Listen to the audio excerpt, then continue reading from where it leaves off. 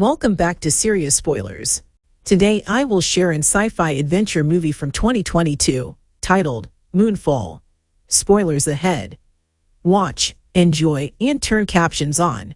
January 12, 2011, a crew of astronauts led by Commander Jocinda Fowler are doing maintenance at a satellite repair station. Jo's friend, astronaut Brian Harper, notices an unusual swarm of nanotech creatures heading toward them. The swarm hits the satellite. Brian attempts to save his friend, Alan Marcus, but Brian gets knocked back by the swarm, and Marcus is lost, along with another astronaut. Brian makes it to Jo's shuttle and manages to fly themselves back to Earth.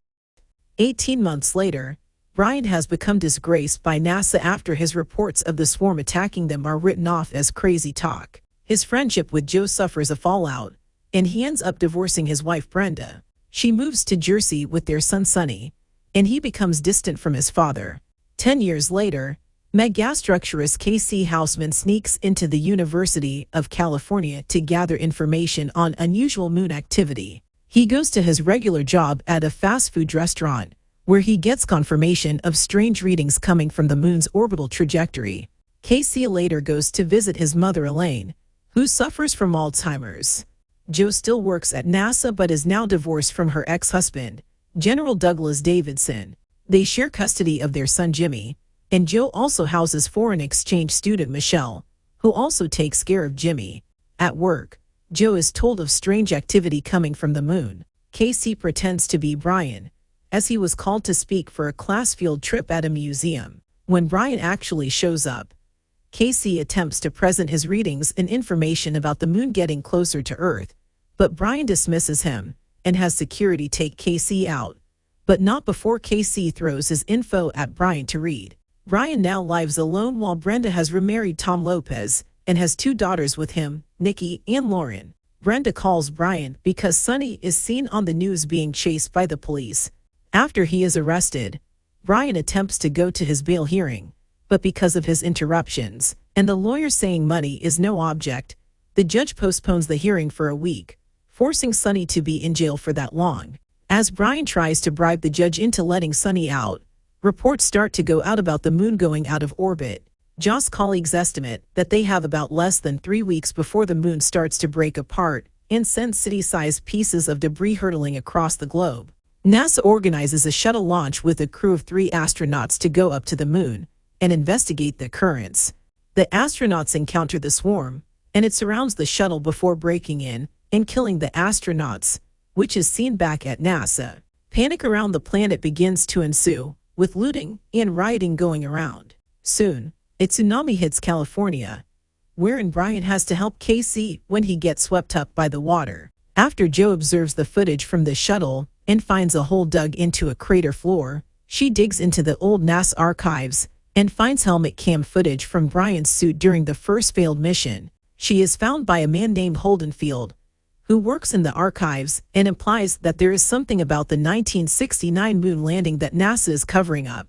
Jo attempts to gather a crew for a second mission and is brought in to meet Casey and Brian, the latter still being angry with her after he believes she threw him under the bus after their last mission. They learn about an EMP that was built to kill the swarm, and they get a shuttle out of a museum to try and launch it into space.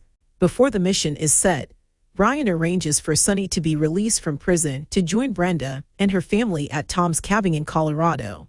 He is joined by Michelle and Jimmy as they make the drive out there. As another disaster is imminent, Jo and Brian act quickly to set the mission into motion, with Casey being invited to join since he knows about megastructures more than they do. They all board the shuttle, just as a gravitational abnormality causes a huge ocean wave to come toward the city. The crew launches just before the water can hit them. Sonny bonds with Michelle and Jimmy on the drive to Colorado, with Sonny speaking to Doug to assure him that Jimmy is safe. On their way, they're robbed by a trio of thieves, and they're forced to walk. Another gravitational shift causes people to be pulled up into the air, but Michelle holds on to Jimmy. They eventually make it to Tom's place, but not before a crazy lady with a gun fires at them, thinking they are intruders. In space, the trio make it to the moon and find the swarm surrounding it. They place the bomb where the swarm can grab it, but they notice that it stops short of touching the bomb, The swarm proceeds to attack their shuttle until they disable their electronics. The crew determines that the swarm is deliberately avoiding electronics. Joe believes that there are two separate entities on the moon, and one of them is trying to help them. The trio make it onto the moon's base, where Brian is met by the moon's operating system, which takes the form of Sunny as a child speaking to him. The OS explains that the swarm is an artificial intelligence created by ancient humans. The swarm took on a mind of its own and killed its creators before forming a base on the moon, feeding off the energy of a white dwarf in the core. The moon shifted out of orbit because the internal structure has destabilized.